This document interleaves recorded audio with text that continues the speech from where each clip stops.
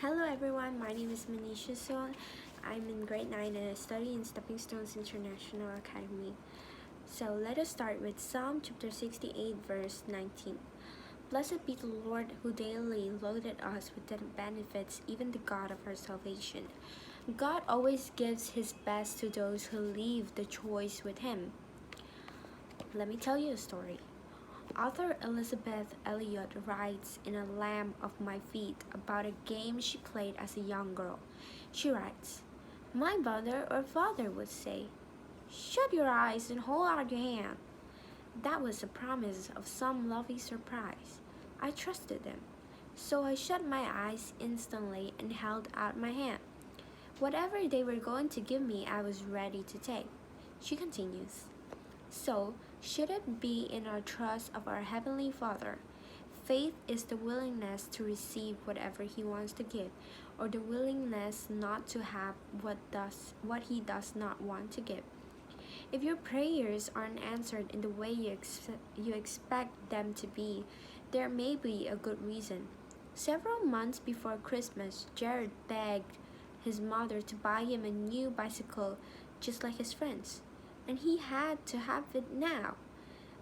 His mother was a single mom, however, there was no extra money for a new bicycle until Christmas. Jared's friend generously lent him his bicycle to ride, and the longer Jared rode it, the more he realized it really wasn't the right bicycle for him. For one thing, it didn't have the racing brakes he wanted. How often do you think God has forgotten us when He's merely giving us time to understand what we really want and bringing us His best? Acts chapter 24 verse 16, "And herein do I exercise myself to have always a conscience, void of offense toward God and toward men." A lot of people mistake a short memory for a clear conscience.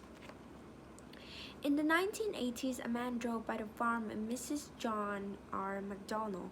A sudden gust of wind caught his black derby hat and whirled onto the McDonald property. He searched in vain for the hat and finally drove off bareheaded. Mrs. McDonald retrieved the hat, and for the next 45 years, various members of her family wore it.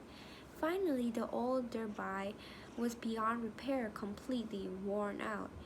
It was at that point Mrs. McDonald went to the local newspaper and advertised for the owner of the hat. She noted in her ad that while the hat had been on the heads of the menfolk in her family, the hat had been on her conscience for 45 years. In something nagging at your heart today, an awareness that you have committed a wrong against another person, or a feeling that something has gone amiss in the relationship, don't stuff those feelings. Seek to make amends. The sooner you do, the easier you'll find the reconciliations or restoration, and the easier you'll find your rest at night. A guilty conscience is a very heavy load to carry through life, one for which Jesus died on the cross. He did his part. Now you do yours and obtain the freedom and peace He purchased for you. Thank you for listening. Bye.